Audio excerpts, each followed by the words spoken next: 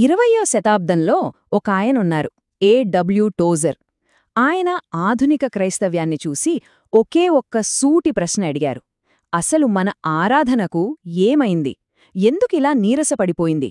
సరే, ఈరోజు మనం ఆయన ఆలోచనల్ని కొంచెం లోతుగా చూద్దాం. ఈ మాటలన్నది ఎవరో తెలుసా? విచిత్రంగా జీన్ పాల్ సార్త్రే, ఒక నాస్తిక తత్వవేత్త.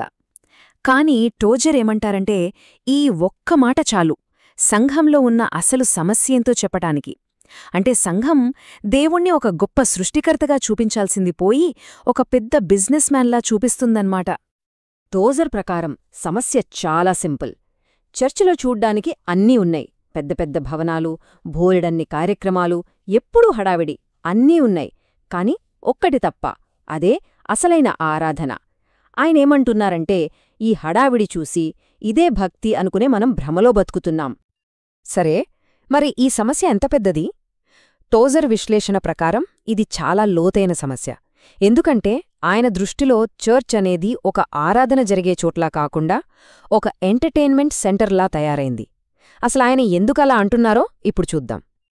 చూడండి, టోజర్ విమర్శలు చాలా సూటిగా ఘాటుగా ఉంటాయి. మొదటిది, ఈ చర్చిల్లో కనిపించే హడావిడి, దాన్ని చూసి మోసపోవద్దు అంటారు. అది కేవలం చప్పుడు మాత్రమే, ఎదుగుదల కాదు. ఇక రెండోది, చర్చి కార్యక్రమాలు. అవి బయట ప్రపంచంలో ఉన్న ఎంటర్టైన్మెంట్తో పోటీపడలేక ఎప్పుడూ వెనకే ఉంటున్నాయి. కాని అన్నింటికన్నా బాధాకరమైన విషయం ఏంటంటే, ఈ సంఘాల్ని నడిపిస్తున్న నాయకులే అసలైన ఆరాధకులుగా లేరని ఆయన బాధపడ్డారు. సరే, ఆరాధన లేకపోతే ఏమైంది? అంత పెద్ద విషయమా ఇది అని మనకు అనిపించొచ్చు. కాని టోజర్ ప్రకారం ఇది చాలా చాలా పెద్ద విషయం. ఎందుకంటే ఆరాధన అనేది మనం చేసే అనేక పనుల్లో ఒకటి కాదు. అసలు మనం ఈ భూమీద ఎందుకున్నామో చెప్పే ముఖ్య కారణం అదేనంటారు.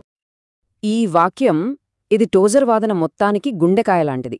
ఆయన ఏమంటున్నారంటే, రక్షణ యొక్క ముఖ్య ఉద్దేశ్యం తిరుగుబాటు చేసేవాళ్లని మంచివాళ్లుగా మార్చడం మాత్రమే కాదు, వాళ్లని ఆరాధకులుగా మార్చడం. అంటే మన జీవితానికున్న అసలు సిసలైన ప్రయోజనం ఆరాధించడమేనన్నమాట. టోజర్కి ఈ విషయంలో ఎలాంటి కన్ఫ్యూజన్ లేదు. ఆరాధన అనేది మనం చేసే పనుల లిస్టులో ఒక ఐటెం కాదు. అదే మన నంబర్ 1 ప్రయారిటీ. మన జీవితంలో మొదటి అతి ముఖ్యమైన పని అదే. మిగతావన్నీ దాని తర్వాతే వస్తాయి. ఈ పోలికతో అసలు విషయం మనకు బాగా అర్థమవుతుంది. టోజర్ ఏమంటారంటే, ముందు మనం ఆరాధకులుగా ఉండాలి. అప్పుడు మనం చేసే పనికి ఒక విలువ, ఒక శాశ్వతత్వం ఉంటుంది. అలా కాకుండా ఆరాధన అనే పునాది లేకుండా ఎంత కష్టపడ్డా అది మంటల్లో కాలిపోయే కర్రలు, గడ్డి పోగు చేసినట్టే. దానికి విలువే ఉండదు. ఓకే, ఇప్పుడుదాకా సమస్య ఏంటి, ఆరాధన ఎందుకు ముఖ్యం అనే విషయాలు చూశాం. అయితే అసలు నిజమైన ఆరాధన అంటే ఏంటి? అది ఎలా ఉంటుంది? టోజర్ దానికిచ్చిన నిర్వచనమేంటో ఒక్కసారి చూద్దాం. ఒక్క విషయం గమనించండి. టోజరిచ్చిన ఈ నిర్వచనంలో ఎక్కడా పాటలు, ప్రార్థనలు, కార్యక్రమాలు అనే మాటలు లేవు. ఎందుకంటే ఇది పూర్తిగా మన లోపల, మన హృదయంలో జరిగేది. దేవుని గొప్పతనాన్ని చూసినప్పుడు మనలో కలిగే ఆ భక్తి, ఆశ్చర్యం, అంతులేని ప్రేమ, అదే అసలైన ఆరాధన. నిజమైన ఆరాధన ఏంటో చెప్పడమే కాదు, ఏది ఆరాధన కాదో కూడా టోజర్ చాలా స్పష్టంగా చెప్పారు. ఉదాహరణకి, పశ్చాత్తాపం లేకుండా చేసే ఆరాధన, దేవుని వాక్యంలో మనకు నచ్చినవి తీసుకుని నచ్చనవి వదిలేసే ఆరాధన, సృష్టికర్తను పాకుండా సృష్టిని పూజించడం, ఇంకా కేవలం ఒక మంచి ఫీలింగ్ కోసం చేసే ఆరాధన, ఇవన్నీ కూడా అసలైన ఆరాధన కిందికి రావు. అసలైన ఆరాధన చెయ్యాలంటే ఒక కీలకమైన విషయం అర్థం చేసుకోవాలి. అదేంటంటే, దేవుని స్వభావంలో ఉన్న 2 గుణాలు. ఒకవైపు ఆయన భయం పుట్టించేంత శక్తిమంతుడు, రాజులకే రాజు. మరోవైపు ఒక సేవకుడిలా మారి మరణించేంతగా తనను తాను తగ్గించుకున్నాడు. ఈ రెండింటినీ, అంటే ఆయన మహత్యాన్ని, ఆయన వినయాన్ని, రెండింటినీ ఒకేసారి చూసినప్పుడే మన హృదయం నిజంగా ఆరాధించగలదు. మరింత గొప్ప ఆరాధన అది కేవలం మనసులోనో హృదయంలోనూ ఉంటే సరిపోతుందా? లేక మన రోజువారీ జీవితంలో కూడా కనిపించాలా?